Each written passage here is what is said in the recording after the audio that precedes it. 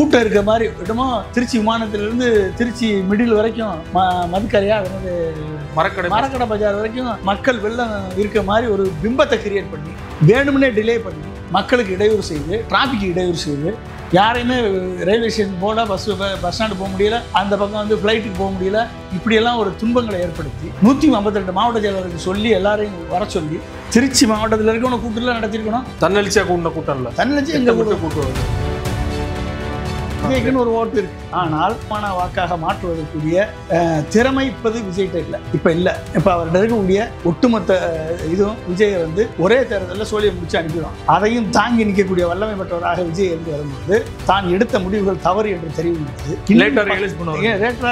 இன்னும் பக்குவம் பெறும்போது அவரும் ஒரு அரசியல் தலைவராக வருவதற்கான வாய்ப்புகள் இருக்கு. இப்போ தனக்குத்தானே சூனியம் வைத்துக் கொள்ளக்கூடிய எடப்பாடியை பிஜேபியோட சாய்ந்து வைத்துக்கொள்ள எடப்பாடியை நம்ம என்ன பண்ண முடியும்? 3ஆம் இடத்துக்கு அவர் ஆல்ரெடி போயிட்டார். இனிமேல் அவரை பற்றி பேசி பிரயோஜனம் இல்லை. 2ஆம் இடத்துக்கு வருவதற்கு யாருக்கு வாய்ப்பு இருக்குது அப்படின்னு தான் பேசணும். 2ஆம் இடத்துக்கு வரக்கூடிய வாய்ப்பு விஜய்க்கும் சீமானுக்கும் தான் இருக்குது. அப்போ விஜய் கூட்டணியை பொறுத்து அதுவும் கூட்டணியை பொறுத்து. அப்போ இந்த 2ஆம் இடத்துக்கு போட்டி போட்டு வரக்கூடியவர்கள் சரியானவர்களாக இருக்கணும். அவர்கள் அடுத்து திமுக எதிர்த்து நிற்கக்கூடிய அட்லீஸ்ட் குறைஞ்சபட்ச ஒரு நேர்மை இருக்கணும், குறைஞ்சபட்ச நம்பிக்கை இருக்கணும், குறைஞ்சபட்சம் திமுக செய்ய முடியாத நாங்கள் செய்வோம்னு சொல்லணும். ஊழல் குற்றச்சாட்டு பண்ணி நீங்களாவது ஊழல் குற்றச்சாட்டு இல்லாதவனா இருக்கணும். நேர்மையாக 2 மாநாட்டுக்கு என்ன செலவாச்சுன்னு காமிச்சிருக்கீங்களா? வெள்ளை அறிக்கை விட்டுருக்கீங்களா? வெள்ளை அறிக்கை கூட வேணாம், உங்கள் வெப்சைட்டில் போட்டிருக்கீங்களா?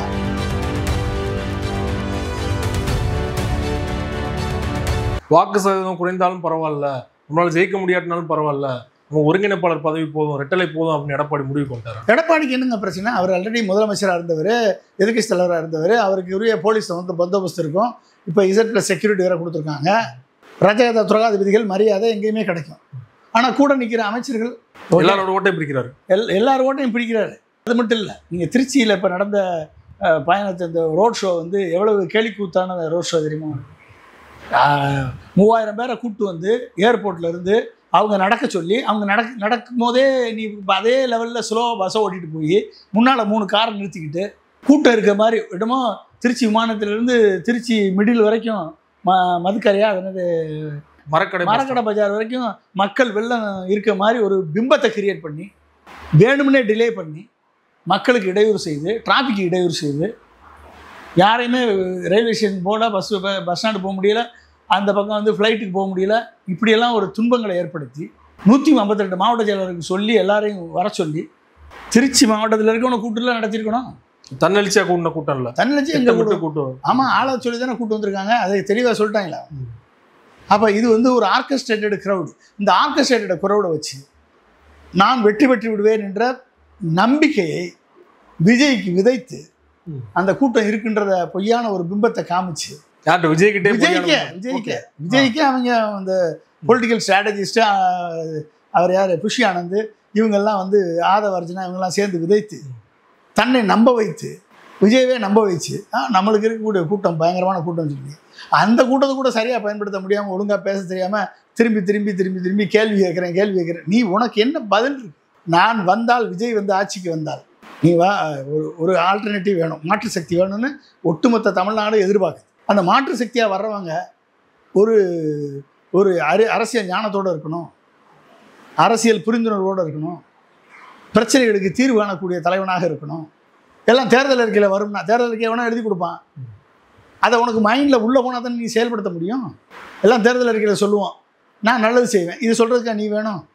அந்தந்த ஊரில் என்ன பிரச்சனை இருக்குன்னா நிருபர்கள்ட்ட கேட்டால் சொல்லிட்டு போகிறாங்க, அதெல்லாம் எழுதி வாங்கி இந்த ஊரில் இந்த பிரச்சனை இருக்குது அந்த ஊரில் இது எடப்பாடி பழனிசாமி பேசுகிறதே நீங்கள் பேசுகிறீங்க, நீங்கள் 2 பேர் பேசுகிறத சீமான் பேசுகிற அளவு கூட உங்களால் பேச முடியலையே.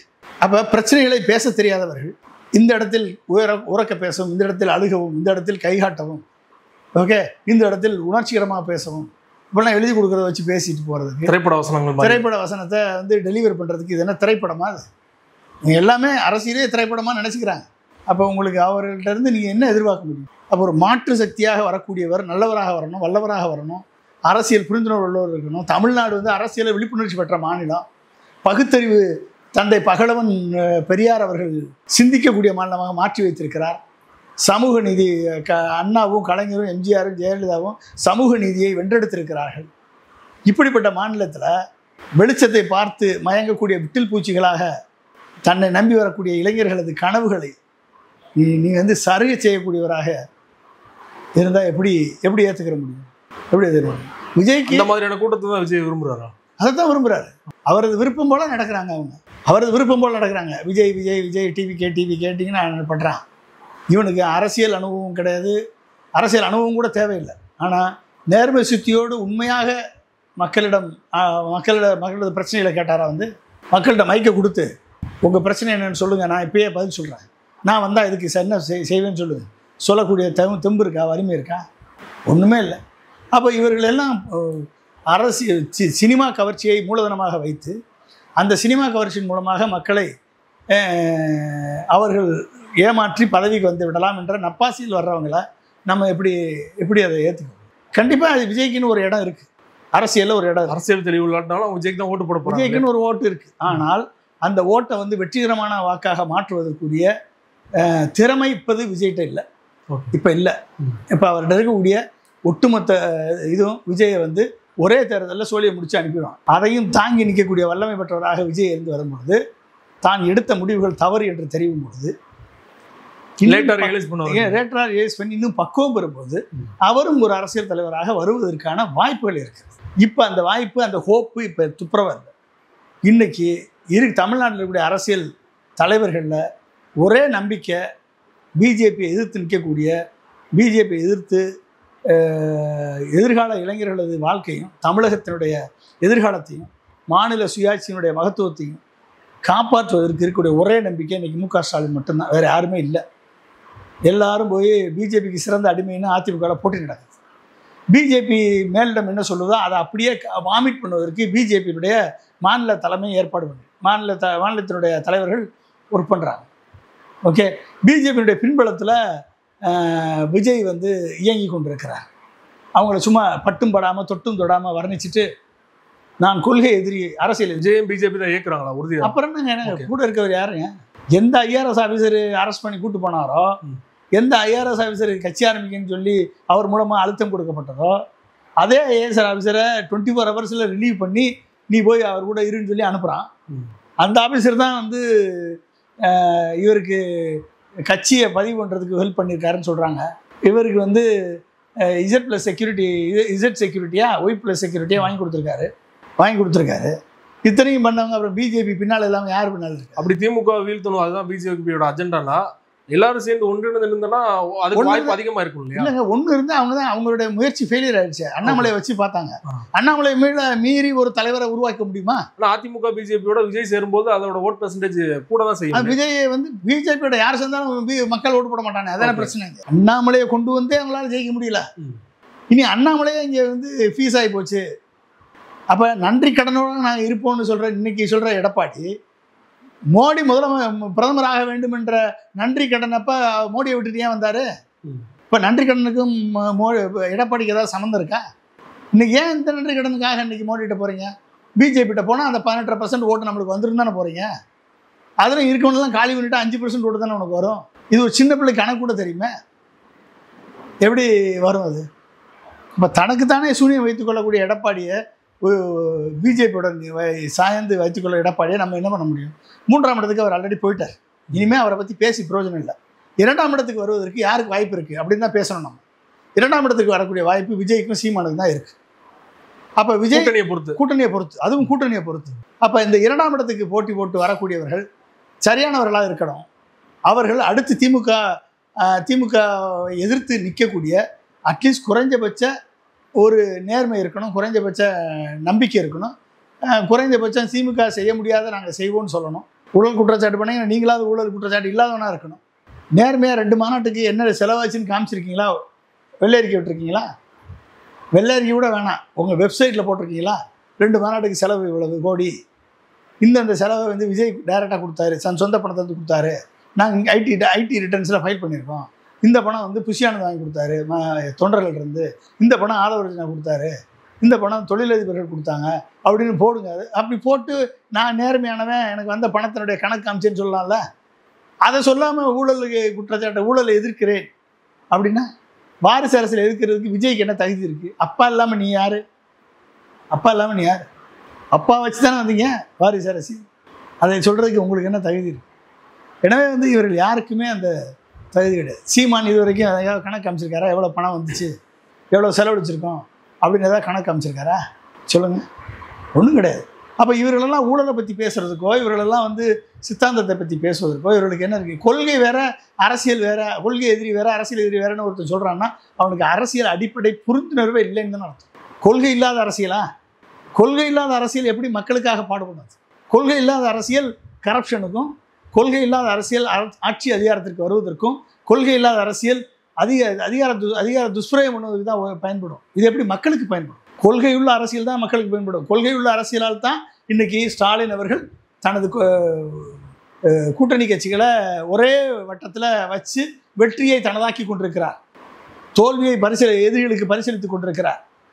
அப்போ கொள்கையற்ற அரசியல் கூட்டணி வைத்திருக்கக்கூடிய, கொள்கை வேற கூட்டணி வேறன்னு சொல்லக்கூடிய எடப்பாடி பழனிசாமி எப்படி மக்கள் நம்பிக்கையை பெற முடியும்? கொள்கை வேறு அரசியல் வேறு என்று சொல்லக்கூடிய விஜய் எப்படி மக்கள் நம்பிக்கையை பெற முடியும்? மோடியே வந்து சீமானை வந்து முதலமைச்சர் கேண்டிடேட் ஆக்கிடுவார்னு சொல்லி ரவீந்திரன் துரைசாமி சொல்லிட்டு இருக்காரு. அவர் ஆர்எஸ்எஸ்காரர், அவருடைய ஆசையை அவர் சொல்கிறாரு. இப்போ அவர் சொல்லும் போதும் சீமானுக்கு நெகட்டிவ் தானே அது. ஆமாம், சீமானை என்னமா போர்ட்ரே பண்ணுவாங்க? ஆர்எஸ்எஸ்காரர் தான் போர்ட்ரே பண்ணுவாங்க. பிஜேபியோட பணம் வாங்கிட்டு பண்ணுறதான் சொல்லுவாங்க. அது அந்த வேலையை கரெக்டாக சீமானை காலி பண்ணுறது ரவீந்திரன் துரைசாமி கரெக்டாக காலி பண்ணுறாரு. சீமானை உயர்த்தி பேசுகிற மாதிரி தான் தெரியும். ஆனால் சீமானை எப்படி ஒழித்து விட வேண்டும் என்ற முயற்சியில் அவரை வந்து சீமான் வந்து நான் மனித குலத்திற்கு எதிரி பிஜேபின்னு வெளியே சொல்லிட்டு இருக்காரு. ஆனால் சீமானை தான் மோடி வந்து இப்போ சீஃப் மினிஸ்டர் கேண்டிடேட் அனௌன்ஸ் பண்ணுவாருன்னு இவர் சொல்லிட்டு இருக்காரு. நான் சீமான்டே சொன்னேன்றார். அதையும் சீமான்டே அதை சொல்லியிருக்காரு. அப்போ என்ன அர்த்தம்? சீமானுக்கு அஜாத சத்ரு வேற யாரும் கிடையாது. ஓகே, அப்போ சீமானது அரசியல் பேசவே காலி பண்ணிடுறாரு ரவீந்திர துரைசாமி. அப்போ எப்படி நம்பிக்கை சீமான் மேலே வரும்? இவர் பிஜேபி எதிர்ப்பார் நம்பிக்கை எப்படி வரும்? இப்போ கிரெடிபிலிட்டி இல்லாத தலைவர்களை இங்கே வச்சுக்கிட்டு எப்படி திமுக எதிர்க்கிறதுக்கு 1008 பிரச்சனைகள் காரணம் இருக்குது. ஆனால் அந்த காரணங்களையும் தாண்டி 3-4 வருடம், கடந்த 4 வருடமாக திமுக ஆட்சிக்கு குடைச்சல் கொடுப்பதே ஒரு தனது தொழிலாக, நிரந்தர தொழிலாக வைத்துக் கொண்டிருக்கக்கூடிய ஆளுநரை எதிர்த்து போராடி சுப்ரீம் கோர்ட்டில் வெற்றி பெற்று இன்றைக்கு ஒட்டுமொத்த இந்தியாவிற்கும் ஆளுநர்களுக்கு செக் வைத்தது திரு மு.க. ஸ்டாலின் அவர்கள். அவர் தானே பண்ணார். டீலிமிட்டேஷன் கொண்டு வந்து மக்கள் தொகை அடிப்படையில் நம்ம தமிழ்நாட்டுடைய எம்பிக்கள் எண்ணிக்கையை குறைச்சி யூபி, ராஜஸ்தான், பிஜேபி ஆளக்கூடிய மாநிலங்கள் எண்ணிக்கையை அதிகரிக்க எடுத்த முயற்சியை முதலிலேயே எதிர்ப்பை தெரிவித்து அனைத்து தென் மாநில முதல்வர்கள், எதிர்க்கட்சி ஆளக்கூடிய மாநிலங்கள் முதல்வர்களை வைத்து ஒரு போராட்டத்தை முன்னெடுத்தவர் திரு மு.க. ஸ்டாலின். இன்றைக்கி இந்தியா பிளாக்லேயே, ஒட்டுமொத்த இந்தியா பிளாக்லேயே இன்றைக்கு மூத்த அரசியல் தலைவராக, இந்தியாவிற்கு வழிநடத்தக்கூடியவராக தன்னை உயர்த்தி கொண்டு ஒரு நேஷனல் லீடராக இன்றைக்கு உயர்ந்திருக்கிறார் திரு ஸ்டாலின் அவர்கள். இவருக்கு மத்தியில், இவருக்கு எதிர்த்தாப்பில் இருக்கக்கூடிய எடப்பாடியாக இருக்கட்டும், இல்லை வந்து சீமானாக இருக்கட்டும், இல்லை விஜயா இருக்கட்டும், ஒருத்தரை சொல்லுங்கள் பார்ப்பேன் ஒரு லெவலுக்கு அவரோட உயரத்திற்கு எட்டிய அளவுக்கு இருக்காங்களான்னு சொல்லுங்கள். நீங்கள் வேணால் உதயநிதியோட கம்பேர் பண்ணலாம், உதயநிதியோட போட்டி போடலாம். உதயநிதி ஒரு எம்எல்ஏ, ஒரு அமைச்சராக இருக்கார், துணை முதல்வராக இருக்கார். அவருக்கு முழு நேர அரசியல் வரும் பொழுது, அவர் அந்த லெவலில் வரும் பொழுது நீங்கள் வேணால் போட்டி போடலாமே. இன்றைக்கி ஸ்டாலின் அவர்களோட நீங்கள் போட்டி போட முடியாது. ஸ்டாலினுடைய உயரம் பெருசு. அவர் நேஷனல் லீடராக மாறிட்டார், அளவுக்கு மாறிட்டார். மக்களை அரவணைத்து செல்கிறார். மக்கள் ஒரு பிரச்சனைனா அதை என்னன்னு கேட்குறார். கூட்டணி கட்சிகளுக்கு பிரச்சனைனா அதை அரவணைத்து போகிறார். ஒரு பக்குவத்தோடு இருக்கார். தமிழகத்தை வஞ்சிக்கிற மத்திய அரசை எதிர்த்து போராட்ட குரலை முன்வைத்து முதலிலே ஒலிக்கிறார். இன்றைக்கி கனிம தாது பொருட்களை மைனிங் பண்ணக்கூடிய மைனிங்க்கு மக்கள் கருத்து கேட்பு கூட்டத்தை ரத்து செய்து விட்டது மத்திய அரசு. அதை கேட்ட ஒரே ஒரு ஆள் திரு மு.க. ஸ்டாலின் அவர்கள் தான். எடப்பாடி தூங்கிட்டு இருக்கார். அமித்ஷாவை பார்த்தார, சொல்லிட்டு வந்தாரா, கேட்டாரா? விஜய்க்கு தெரியுமா சப்ஜெக்டு? சீமான் முதலிருந்து கனிம வள கொள்ளைக்கு எதிராக போராடிட்டு இருக்காரு. ஆனால் அவர் எதிர்த்து கேட்டாரா? கேட்கக்கூடிய ஒரே ஆள் இவர் தான். ஸோ இத்தனையும் மீறி, இத்தனைக்கும் நம்ம முன்னால் இருக்கக்கூடிய தலைவர்கள், மக்கள் எடை போட்டு பார்ப்பாங்கல்ல, யாருக்கு ஓட்டு போடுறது, யாருக்கு ஓட்டு போட்டால் வந்து இப்போதைக்கு நம்ம வந்து பிஜேபியினுடைய அழுத்தத்திலிருந்து, பிஜேபியினுடைய இதிலிருந்து நம்ம தப்பிக்க முடியும். அப்போ அந்த எதிர்ப்பு குரலை இல்லாமல் செய்ய வேண்டும் என்பதுதான் பிஜேபி திமுகவை அழிக்க வேண்டும் என்று நினைக்கிறது. எதிர்ப்பு குரலே இருக்கக்கூடாது, உரிமை குரலே இருக்கக்கூடாது என்று தான் திமுகவை அழிப்பேன்னு சொல்கிறாங்க. அதிமுக என்ன சொல்லுது? திமுகவை அழிப்பேன். திமுக அழித்து பிஜேபிக்கு அடை வச்சுட்டு போவேன் நீ, ஏடிஎம்கே தமிழ்நாட்டை. அப்போ உனக்கு மக்கள் வந்து வாக்களிக்கணுமா? உன்னை அடிமை சேவகம் பண்ணுவதற்கு மக்கள் வந்து உனக்கு வாக்களிப்பாங்களா? திமுகவில் ஏகப்பட்ட பிரச்சனை இருக்குது. மின்சார கட்டண உயர்வு, சொத்து வரி உயர்வு, மற்ற விலைவாசி உயர்வு இருக்க தான் செய்யுது. இன்னும் சட்ட ஒழுங்கு பிரச்சனைகள் இருக்குது. ஆனால் அதையும் தாண்டி மக்கள் நலத்திட்டங்களை அதிகமாக மக்களுக்கும், இளைஞர்களுக்கும், மாணவர்களுக்கும், எஜுகேஷனுக்கும், கல்விக்கும், மருத்துவத்துக்கும், தொழில்துறையில் இன்னைக்கு ஜெயலலிதா அவர்களும் எடப்பாடி அவர்களும் சேர்ந்து கொண்டு வந்த அந்நிய முதலீடு 5.8 லட்சம் கோடி. அதில் உண்மையாக வந்த பணம் 10% கூட கிடையாது. 58 லட்சம் கூட கிடையாது. 58,000 கோடி கூட கிடையாது. 67,000 கோடி வந்திருக்கு சொன்னாங்க. ஆனால் அடுத்து 58,000 கோடி தான் வந்திருக்குன்னு 10% கீழே தான் வந்திருக்கு அப்படின்றது டேட்டா. ஆனால் 4.5 ஆண்டு காலத்தில் 10 ஆண்டுகளில் ஜெயலலிதாவும் எடப்பாடி பழனிசாமி செய்ய முடியாத அந்நிய முதலீட்டை 4.5 ஆண்டு காலத்தில் 11 லட்சம் கோடி கொண்டாந்துருக்காரு திரு மு க ஸ்டாலின் அவர். அதில் 77% ஃபஸ்ட்டு ஜிம்மில் 77% கன்வெர்ட் ஆகிருக்கு. இரண்டாவது ஜிம்மில் வந்து 2024 நடந்த ஜிம்மில் 80% கன்வெர்ட் ஆகிருக்கு. இப்போ 11 லட்சம் கோடியில் 80% கன்வெர்ட் ஆகிருக்குன்னா எவ்வளோ? அதனால தான் அது மட்டும் இல்லை, இன்வெஸ்ட்மெண்ட் வர்றது சைனாவுக்கு வரக்கூடிய இன்வெஸ்ட்மெண்ட் எல்லாம் மேனுஃபேக்சரிங்கில் போகுது, டீப் டெக்னாலஜியில் போகுது, இன்ஜினியரிங்கில் போகுது, அப்புறம் தான் கன்ஸ்ட்ரக்ஷனுக்கு போகுது, அப்புறம் தான் இன்ஃப்ராஸ்ட்ரக்சருக்கு போகுது. ஆனால் இந்தியாவில் வரக்கூடிய அத்தனை இன்வெஸ்ட்மெண்ட்டும் இன்ஃப்ராஸ்ட்ரக்சர்னு போகுது. ரோடு, பாலம், பிரிட்ஜு இது கட்டுறதுக்கு, ஏர்போர்ட் கட்டுறதுக்கு, சிப்போர்ட் கட்டுறதுக்கு, இதுக்கு தான் போகுது. அதுலேயுமே 20 லட்சம் கோடி மோடி போட்டிருக்காரு. அந்த 20 லட்சம் கோடியில் பாதி பிரிட்ஜு கீழே வந்துருச்சு, பாதி ஏர்போர்ட்டு ஒழுகுது. ஓகே, சிப்போர்ட்டெல்லாம் அதானி கொடுத்தாச்சு, எல்லாம் பண்ணியாச்சு. அப்போ அந்த 20 லட்சம் கோடி இந்தியாவின் பொருளாதாரத்தை மேம்படுத்துவதற்கு பதிலாக சர்வீஸ் செக்டார் தான் அதிகமான இன்வெஸ்ட்மெண்ட் வந்திருக்கு. ஆனால் தமிழ்நாட்டில் மட்டும்தான் மேனுஃபேக்சரிங் செக்டாருக்கு அதிகமான இன்வெஸ்ட்மெண்ட்டை கொண்டு வந்து மேனுஃபேக்சரிங் செக்டாரில் முதலீடு பண்ண வைத்திருக்கிறார் திரு மு க ஸ்டாலின். அப்போ தான் அந்த பொருளாதாரம் இரட்டை இலக்கை நோக்கி வரும். 2011 நான் ஜெயலலிதா அவர்களுக்கு டிஎன் விஷன் 2023 பண்ணி கொடுக்கும்போதும் ஒட்டுமொத்த இன்வெஸ்ட்மெண்ட்டு 15 லட்சம் கோடி 10 ஆண்டுகளில் கொண்டு வரணும். 15 லட்சம் கோடி கொண்டு வந்தால் நமது பொருளாதார வளர்ச்சி இரட்டை இலக்கத்தில் 12% 14% உயரும். அப்படி உயர்ந்துச்சு அப்படின்னா பெர் கேபிட்டா தனிநபர் வருமானம் வந்து 7 லட்சம் 8 லட்சமாக மாறும். இதை செய்யணும்னு தான் நான் இலக்கையை நிர்ணயித்து கொடுத்தேன். அந்த இலக்கில் 4.5 ஆண்டுகளில் 11 லட்சம் கோடி அச்சீவ் பண்ணியிருக்காரு திரு மு க ஸ்டாலின் அவர். இப்போ மு க ஸ்டாலினை பாராட்டாமல் எடப்பாடியை பாராட்டுவாங்க? எப்படி பாராட்டுவாங்க? இத்தனை சாதனையும் படைத்தவரை பாராட்டாமல் எப்படி படுவாங்க? ஒட்டுமொத்த எஜுகேஷன் பிரமிடில் 2 கோடி பேர், 2 கோடியில் 1 கோடியே 20 லட்சம் 30 லட்சம் பேர் 10th 12th drop out, 8th drop out. 60 to 70 லட்சம் பேர் தான் கிராஜுவேட்ஸ், 4 லட்சம் பேர் தான் கிராஜுவேட்ஸ் அண்ட் போஸ்ட் கிராஜுவேட்ஸ், 4 லட்சம் பேர் தான் டாக்டர்ஸு, பிஹெச்டி பண்ணவங்க. புரிஞ்சுட்டிங்களா? இதுதான் எஜுகேஷன் பிரமிட். இந்த பிரமிடில் கிட்டத்தட்ட 40 லட்சம் பேருக்கு நான் முதல்வன் ஸ்கீமில் ஸ்கில் டெவலப்மெண்ட் ட்ரைனிங் கொடுத்துட்ருக்காரு ஸ்டாலின் அவர். அப்போ அவங்க தானே வந்து இந்த ரெவல்யூஷனில், இந்த மேனுஃபேக்சரிங் ரெவல்யூஷனில், ஆர்டிஃபிஷியல் இன்டெலிஜென்ஸ் ரெவல்யூஷனில் தன் திறமையை, தகுதியை, தன் ஸ்கில்லை வளர்த்துக்கிட்டு அவங்களுடைய வாழ்க்கை திறமை மேம்படுமா? யாருடைய வாழ்க்கை திறமை மேம்படும்? அப்போ இன்றைக்கு விட்டில் பூச்சிகளாக வெறும் விளக்கொளிச்சத்தை, சினிமா கவர்ச்சியை, பிரம்மாண்டத்தை, உருவாக்கப்பட்ட பிரம்மாண்டத்தை நம்பி ஏமாறக்கூடிய இளைஞர்களாக சில இளைஞர்கள் இருந்தாலும் அந்த இளைஞர்களுக்கும் சேர்த்து தான் திட்டம் போடுறாரு முதல்வராக இருக்கார்.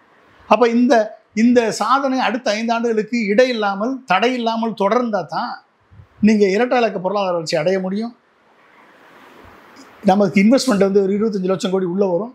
அப்போ வரும் பொழுது நம்ம வரியை நம்பி நடத்தக்கூடிய அரசை மாற்றி வளர்ச்சியை நம்பி உருவாக்கக்கூடிய அரசாக தமிழ்நாட்டை மாற்ற முடியும்.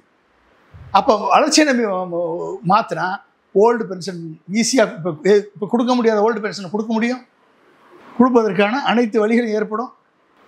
திமுக அரசால் கொடுத்த உறுதிமொழி நிறைவேற்ற முடியலை, பண்ண முடியும். காவல்துறையை மறுசீரமைப்பு பண்ண முடியும். தேவையான ஆட்கள் எண்ணிக்கை அதிகரிக்க முடியும். இன்வெஸ்டிகேஷனுக்கு தனி விங்கை கிரியேட் பண்ண முடியும். அப்போ என்ன ஆகும்? சட்டம் ஒழுங்கு சீரடையும். குற்றம் செய்தவர்கள் தண்டனை பெறுவார்கள்.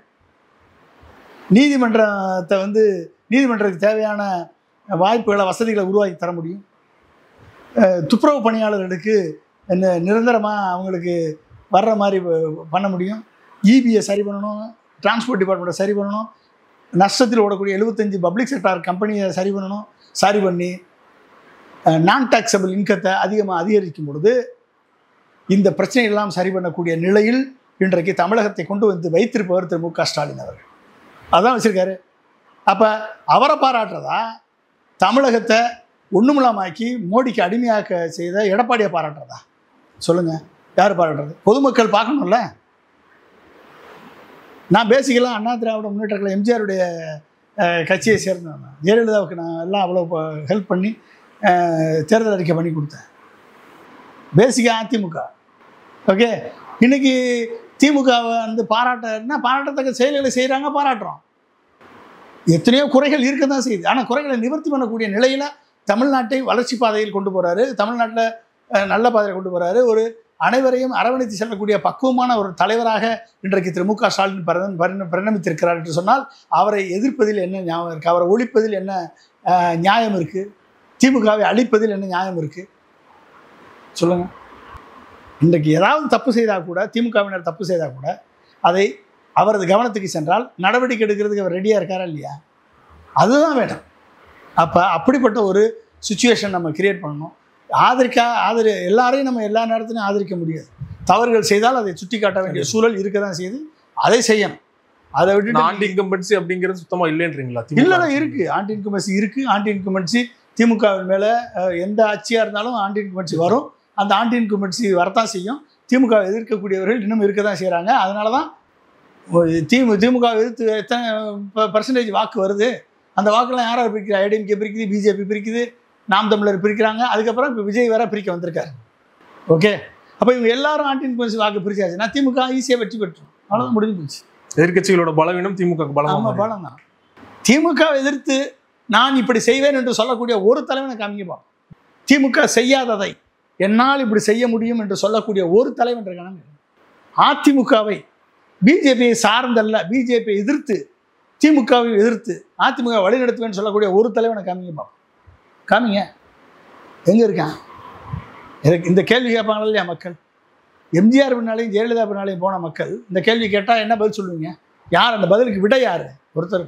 ரொம்ப நன்றி சார். சமகால அரசியல் சூழல் தொடர்பாக பல்வேறு விஷயங்கள் எங்களோட பகிர்ந்து கொண்டீங்க. மிக்க நன்றி. மிக்க நன்றி.